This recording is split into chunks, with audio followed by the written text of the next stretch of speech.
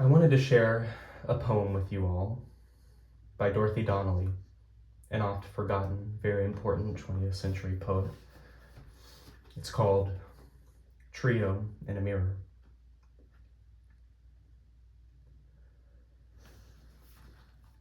The mirror's law is clear, an eye for an eye, its flaw when perfect, blind conformity.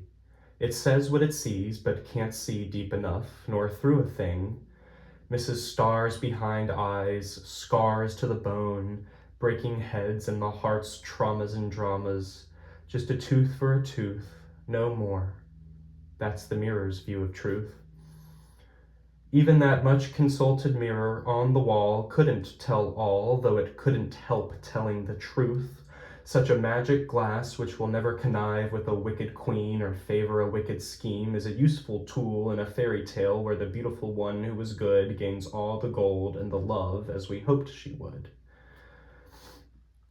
It's easy if in and out coincide to see what's there, but the in, like the beauty in Beauty's Beast, is apt to hide. When I'm carried away by my head, I'd be shocked if I saw my unfollowing face in a glass. For the mind is a falcon city, and thought can take flight like the hawk from its nest and raise to a flaming height the flesh fails to reflect. Those saints, with their single sight, so illuminated by what they looked at, their eyes such lamps could set all the night round their roof trees alight, but I, divided, in time coming back to myself land with a thud from my thought. Can this be I cry? My skin and bones do not reflect my joy. No less opaque is this trio, poised to play. Here are mutable men, not Apollos, no emitters of rays, no matter for marble, not a notable mien among them. They show signs of life, a wrinkle, a tick, or touches of time's tattooing, and though each has some personal quirk, they all share the serious look of people at work. Such is the case in the mirror. The facts are there. Evidence nothing will alter, not an ear or a nose by a hair. Three quite ordinary men. At least they will not attract our attention, and we've come not to look, but to listen. The lights go low. Across space from somewhere, a single line is launched and holds on the air like the first thread of the spider's spinning. The unforeseen form beginning, cross-hatching and building till all is a balance of sound.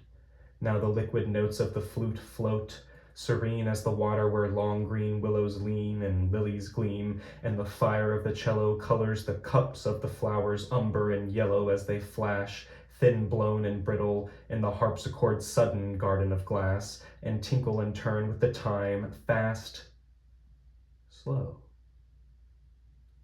soft, till at last, lost. The players pause for breath. By the sweat of their brows they are earning their bread. Then again, the coughing dying, come together and soar like a formed flock flying. The sallies and nervous sorties of notes take shape, composing a gilded grove where birds, rameaus, gather rhythmic and rustling in the poplar's ovals and settle and sing in that sun. Then these men, attending, like those who close their eyes for better vision, burn with the kindled concord to which they listen. Confronted, how would they know themselves now in a glass, a flawless one, free from tarnish, ripple, or scratch? Some mistake, they would think, amazed at the false faces there, unable to believe, like Eve, what they saw with their eyes in a mere mockingbird mirror which may copy to perfection but lacks heart and ends in artless deception. I am all at once aware now that I am seeing, new, in the burning glass of their concentration, three heads, noble as those on Roman medals where the spirit glows in the bone and the two are joined. Unlovely shapes made lovely by love's catharsis in the crystal of music, I too with the trio discern this. The ear is craned.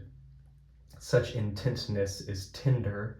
By the spark struck off I am looking, past that glass face I can see any time, at a profile that gleams in the dark, as if penciled in silver it excites.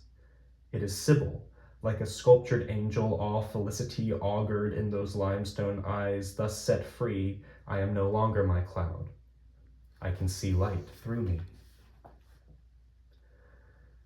No matter to the artist if his face hides his light like a bushel, he can set his candlestick high and shine through his art. He can say, never mind my looks, mind my music, marbles and pictures. The best of me, after all, is in my books. But in meetings head-on, it's the faced one sees, the coin's obverse that counts. Though the brightness of Adonis may adorn the reverse, my eyes turn outward, meant for other things. I cannot see myself as others do. My news is second-hand. I count on echoes and cold reflections to give me back a picture of myself to look at. Eye to eye, detached as an island on a map, I contemplate my image imprisoned in the shining trap. Now my mirror becomes my clock and cautions me daily. Tick-tock. No bolt or lock can keep time from carrying you away. See, one hair's gone, and the other's going gray. The lines are longer. It tells me straight in the eye with Delphic saying Freud, one of these days you will die. Once meant for the rich and the fair, mirrors were rare. What's left of them rarer still. Old shells of gold, a tong bronze, its dragon gone green with the years, dim discs of tin, or that curious thing from Peru, of pyrites polished and patched like a terrapin's carapace. It would make a cubist puzzle of anyone's face, but the urge to see for oneself is everywhere. Ladies have always looked. Laius and Venus, Penelope probably, Helen and Little Nell as well. Even Punch's Judy hunting for a small patch of beauty, and water is good matter for reflection if one lacks glass, as the shepherd saw, with his sheep by the pool in the grass, and the goose girl gazing in the moonlit well, and notorious Narcissus fairly caught in his own spell. Dazed by this dazzle, I'm lost in a labyrinth of mirrors, misled by reflections, though I'm not afraid. In an age when a mouse may be found in a maze, but no minotaurs about, I'm sadly in need of a thread. Is there no way out? Logical Alice first looked, next walked straight through the glass, at once proceeded to see what she'd come for, and then, satisfied not to stay, returned in the same direct way. Without questions, a mirror's a dead end, and always turns us back face to face with ourselves. To resolve our doubt, logic of some sort is needed. Let's ask our way out. Of the glare of these blinding alleys, where in the world do we think we are going, and what does this looking lead to? To know, we need to go back to Adam and Eden and that primal trouble with the apple. We can hardly say now who we are or what for in this altered case of our calling. Since that most original fall, we are always falling. Broken, mended, shaky, patched up creatures with cracks in our minds. We often lose sight of ourselves. We look, as St. James said, and go away and forget, and come back to look again at that icon there in full color on the glass page. We consult it as we would a lexicon to be sure of a word when memory can't be depended on. The mirrors angels are deep. Our mirrors drawing all they can hold of light from the one sun trillions exhaust no more than a single one. Their shining like thought gathers stature, towers in a wave till they blaze in total bliss, and their turning towards us drenches our roused souls in those luminous torrents. What draws us back to this magnet of silvery blankness? There is none so homely but loves a looking-glass, pitting hope things do change against fact. It is blunt wit. Is it blunt wit, vain as the carps bumping against the pane? Or is there some sign, ant egg or mustard seed size, hatching but not yet surface, not ripe for the eyes? Tell us, mirror on our wall, how we happen to seek in a crowd of reflections and shadows past sight for something, ideal or dream, we've never seen.